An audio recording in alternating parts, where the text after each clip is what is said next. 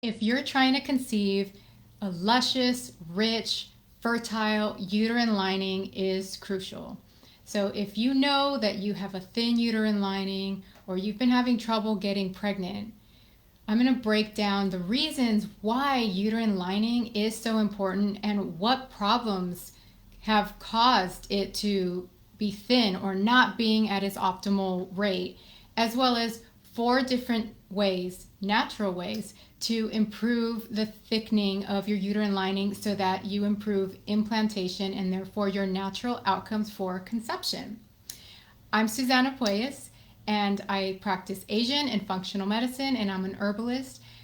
I help women just like you conceive naturally, faster, and with a lot more fun, boosted energy, and turn your journey around. So let's go ahead and talk about what is going on with the uterine lining. The uterine lining has so many clues to your fertility. It really it thickens so that you can have a period every month and eventually implant. If this isn't happening in its natural course, there is a hormonal imbalance. So this is a really big clue for you along your journey. Now, if you've been told it's thin, or you know you have low estrogen levels, or you've tried IUI or IVF and the lining has been thinner than we want for great implantation, then stick around, and there's so many things that you can do as well as understand what is going on. So the first thing that you have to look at is blood supply.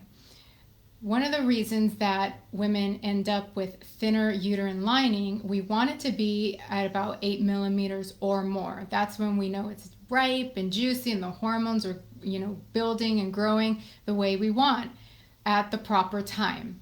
So if there is lack of blood supply or decreased blood supply, that will hamper the development in each of your cycles.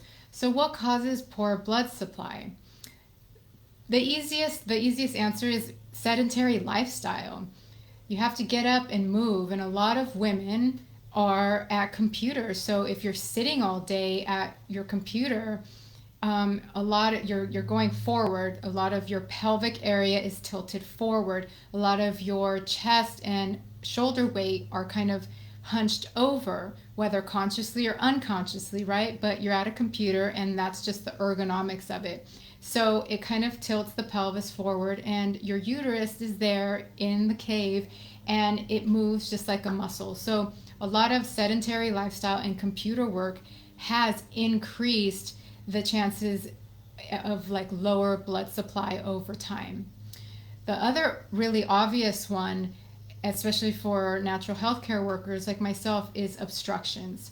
Obstructions like fibroids, cysts, polyps, even endometriosis decrease the best or more optimal blood supply to the pelvic area. So you're having less and less. So that's why the pain and the inflammation goes up. So obstruction is a really big part of why there is decreased blood supply and overall pain and things that shouldn't be in the uterus. And so you have to spend a lot of time really addressing those naturally so that we can start increasing really great flush oxygenated blood to the uterus and the ovaries. Okay? And so the other thing that can impact blood supply is trauma. Maybe you've been in a car accident and your lower pelvis, or even that your uterus had been compromised or hit, or over time. Maybe you used to play sports and you fell in your pelvic area, or somebody hit you on accident, or you were kicked. These little traumas over time can decrease blood supply if they haven't been addressed over time. And so all of those can add up. Sedentary lifestyle, a lot of computer work, physical obstructions like polyps, cysts, endo, fibroids, and even physical traumas from car accidents and sports and other things. You might have fallen as well. Okay. The other thing that can impact uterine lining is poor endometrial health in general. And this is the bigger picture, because this is your health in general. And the uterus likes to, it's a holding vessel. So anything from a bacteria, virus, anything that shouldn't be in the body can end up in the uterus because it likes to hold things, right? And so poor endometrial health can be a result of bacterial infections. There's a lot of bacteria in the body, good and bad, and in the uterus there can be a lot more bad. So we need to spend some time really balancing that out. If you've ever had pelvic inflammatory disease, which is usually secondary to having an STD, these are also reasons that the uterine lining can be compromised over a long period of time. And so having an STD causes a lot of inflammation, and over time it can cause pelvic inflammatory disease, which is an inflammatory condition. So all of this really does impact the uterine lining over time as well if it's not properly addressed. And STDs, even if they are addressed down the line, a lot of them can be dormant. So you really have to know that all of that is cleared from the system, because that can impact not only your uterine lining but the egg quality as well. So the other thing that can impact uterine lining is synthetic hormone. So maybe you've been on birth control for a significant amount of time. Maybe that was in the past. Maybe you are currently trying to do IUI or IVF. Those are synthetic hormones. If they haven't worked, they're still in the system. And if you don't ovulate, if you have PCOS, or even if you don't have PCOS, a lot of women are given Clomid. And when you go to your gynecologist, maybe you've already been through this, if things are not progressing as fast as your conventional gynecologist wants to, 3 to 6 months, the first thing that they will suggest is, let's try Clomid. Let's increase your ovulation. Let's make more eggs. That's what Clomid is going to stimulate your body to do. And most doctors will use this because, number one, it's the only thing they have, and it works fast, and it's really, really cheap. So that's why they give it out as their solution. But the problem with Clomid is that one of the main side effects is it can thin the uterine lining, the endometrial lining. So that is problematic. So if you can ovulate, because you can, eventually you got to put in the work, there are natural ways to ovulate on your own, and it might not be as quick, but you certainly won't have to deal with the side effects of having an thinning endometrial lining down the line that might impact your conception, even if you become pregnant naturally or with IVF or IUI. Okay, so that is really something to think about. And the fourth thing that really can impact your uterine lining is surgery.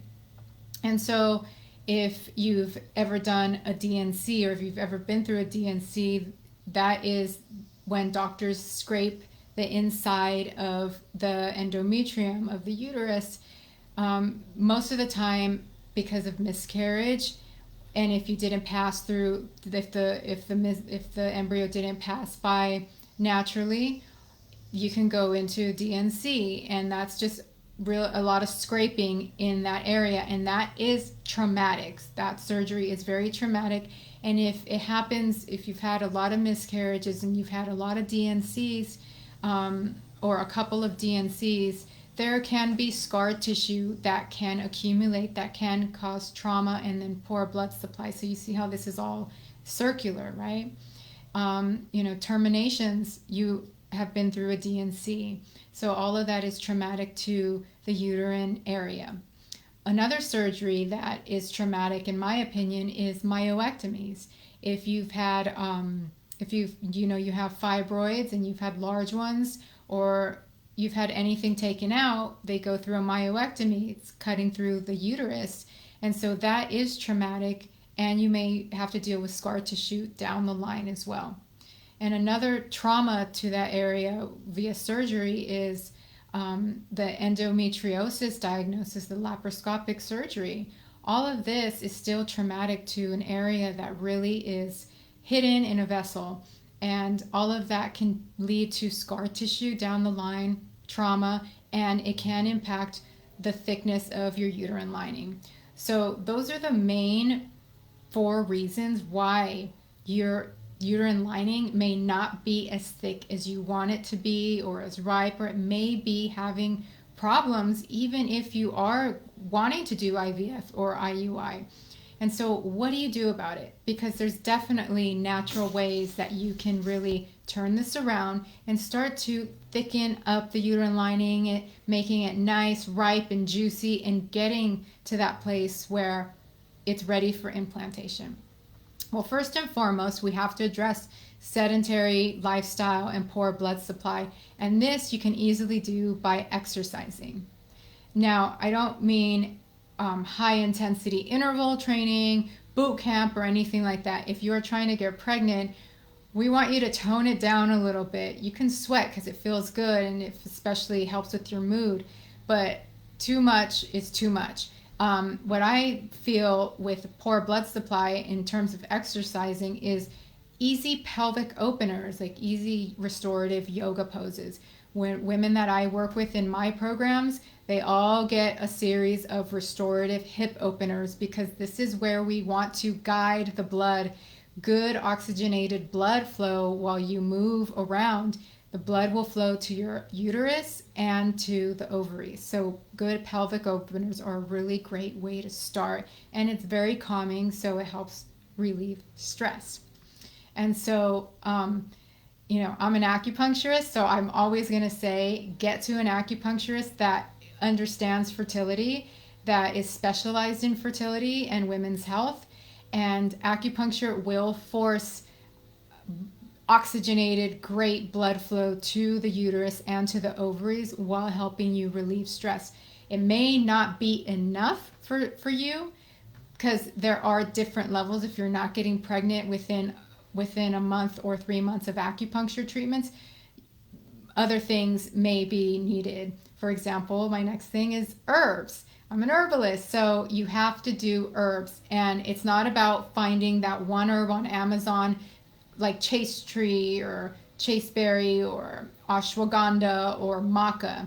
One herb is not going to work. You have to work with an herbalist that can create a specific formula that is specific and unique to you. Maybe you have a thin uterine lining and your periods have always been really, really light. That needs to be addressed, but those herbs need to be specific to you at a specific time throughout your cycle. Maybe you have a thin uterine lining and you've had really heavy periods and you have cramps. Those herbs are going to be different from the person that has a thin uterine lining but with very very thin bleeding, right? So you cannot just get stuff off of Amazon. You have to work with an herbalist to change up the herbs when you are a different person hormonally every week. And that's how herbs can really, really impact you and really turn this around and thicken up that lining and make it really, really juicy and really welcoming for implantation. And the fourth thing that I really, really love to recommend is vaginal steaming. You may have heard about it, but if not, it's an ancient tradition that uses the essences of, steam with an herbal formula. Again, that would be specific to your pattern. And it draws on the essences and it warms the womb. And vaginal steaming is a form of vaginal detox. And so it helps clear the old and bring in the new. So it brings in terms of your uterine lining, and it really kind of helps your body really trigger that shedding of that old. So maybe you have fibroids, maybe you have endo, maybe you've had a pelvic inflammatory disease, maybe you've had an STD, or even some scar tissue from DNCs. Whatever may be going on, you need to really kind of detox that area, not in the traumatic way. And vaginal steaming is a very, very, very relaxed way to do it, as well as it's been done by millions of women, continues to be done by millions of women throughout history. And the essences of the steam really are powerful And so eventually you want to really try to increase the blood flow and decrease the trauma that may have occurred in this area so that you can start to thicken your uterine lining. If none of those have occurred, you may need to just work with an herbalist to make sure what herbs are going to really help you during your follicular phase so that you can start growing that uterine lining so that you can have great results in implantation. So if this has been holding you back, if you know you have a thin uterine lining, go ahead and let me know, what you've tried below. And as always, if you're not working with an acupuncturist and you happen to be in my area in Southern California, go ahead and let me know how I can really help you and reach out. And we have vaginal steam herbs that are available to you. And if you think you want an herbal consultation, also let me know below. And if you haven't already spoken with me about my Womb and Bloom program, I offer free breakthrough sessions. So you can go ahead and book your call and let me know if you want to link to that, so you can book your call and see if you're the right fit to start not only increasing your uterine lining, but tripling your chances of conceiving naturally, because all of this is related to many imbalances, not just your hormonal life, but your overall, what is going on in your overall health and your overall body.